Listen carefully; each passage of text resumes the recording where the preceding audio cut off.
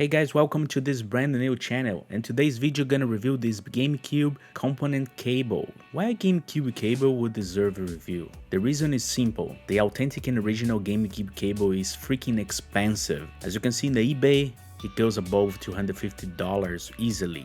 The Gamecube was actually a very innovative console for its times. It has the analog ports, as you can see here, very similar to the Nintendo 64 on the right side. And also it has a digital port, and this digital port is special. It's not like any other component cable port. It requires a specific hardware that is just available on the Nintendo original cables, so that's why this is really rare to find. In the past, Insurrection Industries used it to sell a really good Gamecube cable, but these are not available anymore. So after Insurrection Industries discontinued this cable, there is just two options remaining for us. Or you buy a 250 plus authentic Gamecube component cable in the eBay, or you can buy one of these, the GCHD Mark II adapter. It fits on both Gamecube video ports simultaneously. Besides that, you have two different options for output. The first one is the component output, where you can use Wii component cables, the regular ones that you can buy very cheap out there, and also the HDMI adapter.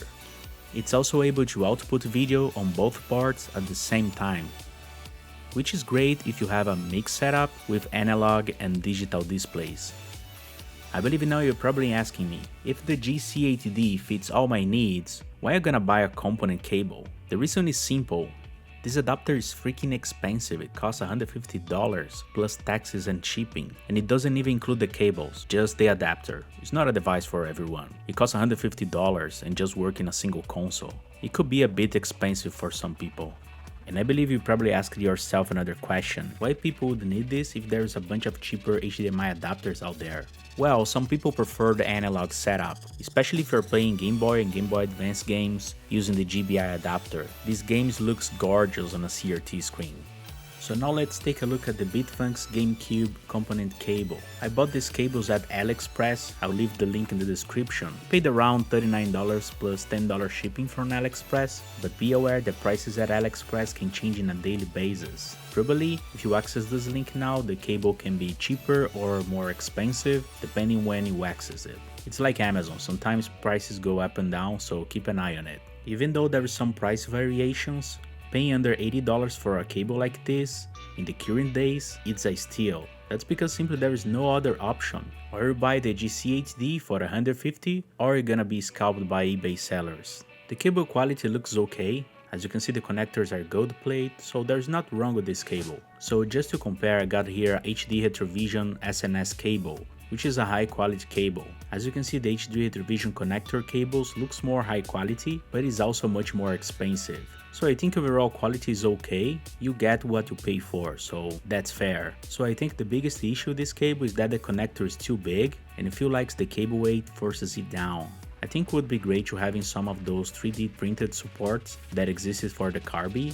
That would help to prevent some long-term damage to the video port. It's not a huge design flaw, I would add some sort of support just in case. So now I'm gonna test the cable and compare the video quality with the GCHD component outputs and also the HDMI output. So let's take a look.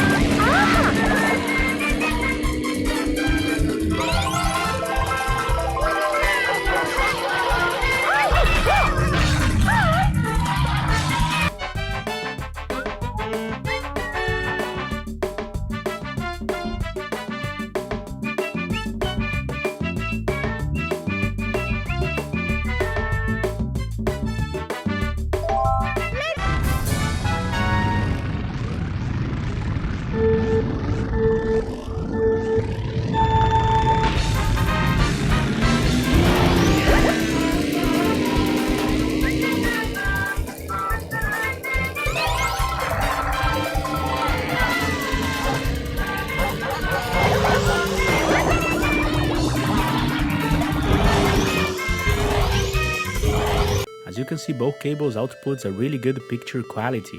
I did these captures using the DataPath E1 capture card, which doesn't add any compression. I feel like the GCHD component output is a little bit brighter, which makes the image looks a little bit more vivid. But to be honest, that is something that I just realized when I saw the images side by side. While playing the games, I didn't notice any difference, and that's probably something you can compensate using your display settings, making your image brighter. So let me know your thoughts in the comment section down below.